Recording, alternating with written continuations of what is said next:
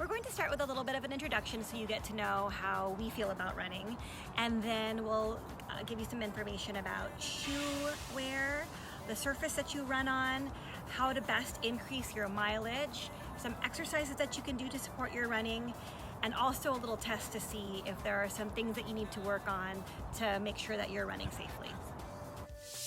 Hi, I'm Jamie Wong, physical therapist, Pilates instructor, and certified functional manual therapist. I like running as I love being outdoors. I like running to the beach, through Golden Gate Park, and for a heart pumping time, I love sprinting the hills of San Francisco. Hi, I'm Keiko Mizumi Tang, physical therapist, Pilates teacher, and strength and conditioning specialist. And I love running. I've been running ever since I was a kid. Hi everybody, I'm Elisa Herrera-Sett, physical therapist, Pilates teacher, and board certified sports clinical specialist. And before shelter in place, my running consisted of running from place to place and between meetings and appointments. But since shelter in place, I've been running a lot. Hello, my name is Claire Morel and I'm a Pilates instructor, and I have a complicated relationship with running. Sometimes I love to run and sometimes I don't like it at all. Running is a great form of exercise because it's convenient and inexpensive. Unless you are barefoot running, all you need is a pair of running shoes. One of the questions we often are asked is, what's a good running shoe? We used to think that running shoes that didn't provide enough support and/or cushion could lead to running injuries. However, research is finding that those ideas are not true.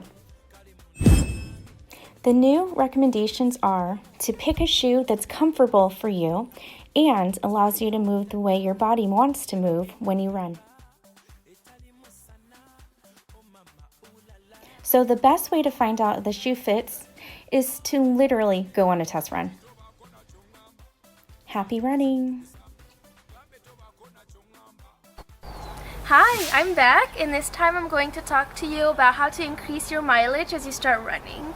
There's a few articles out there that talk about what the best strategy is as you start running and if you want to increase your mileage. The most common though is the 10% rule. The 10% rule is adding 10% of what you've run the previous week to the next week. So for example, for week 1, if you've run 6 miles, that would mean for week 2, you would be running 6.6 miles.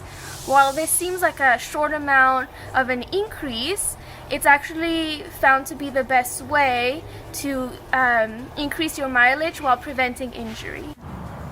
So one of the surfaces that you can run on is the sidewalk or the street. Some things you want to look out for on the sidewalk are the fact that there's driveways, so you could easily kind of twist your ankle if you don't see that coming. Sidewalks are also really hard. And then when you come out onto the street, there's always like a little slant to go into the gutter. So it can be hard because you're running slightly asymmetrically. So you want to try to run on an area where it's a little bit more flat.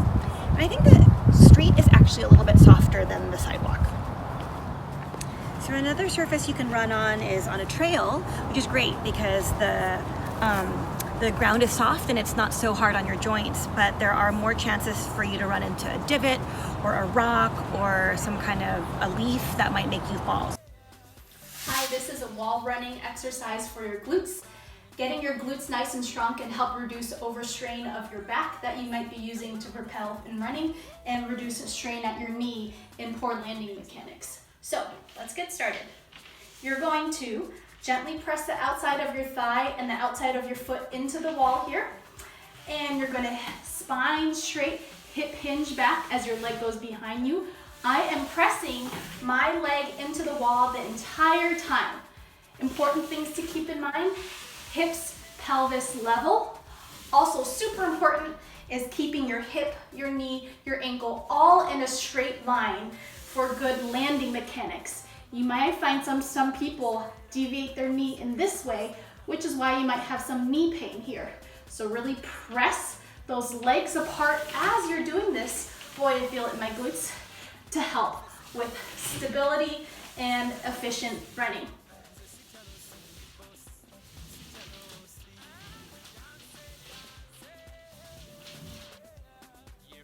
This is high knees at the wall, good for running faster by finding your core and your glutes. Start in a push-up position against the wall.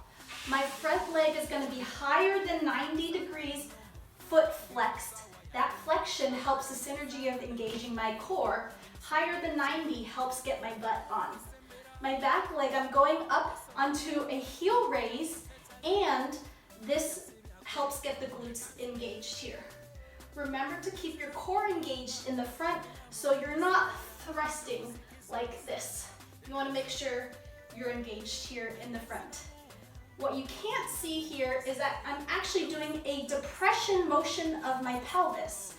It looks kind of like a seesaw here as my knee goes up. My standing sit bone goes down towards the floor, and that helps get my glutes on. Make sure that you're also doing this seesaw effect as you are doing the high knees against the wall. Do until you're fatigued. Hey runners, I'm going to share with you a functional test that I love to use as a physical therapist to determine if you are ready to run.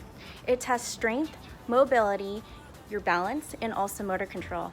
Check it out. This is the side step down test. You'll need a curb or stair step, approximately 6 inches, and something to record a video of yourself. Setup. Stand parallel to the curb or step with your hands on your hips. Smile is optional. Now let's get started. Begin to lower your other leg to the ground. See if you can perform these 3 things. Keep your hips level, knee in line with your second and third toes, and your knee behind your toes. That was a great first rep.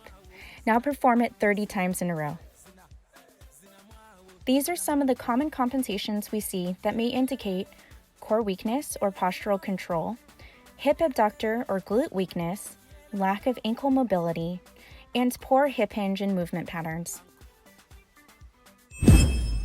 Now you know the side step down test. It's showtime. What do you see?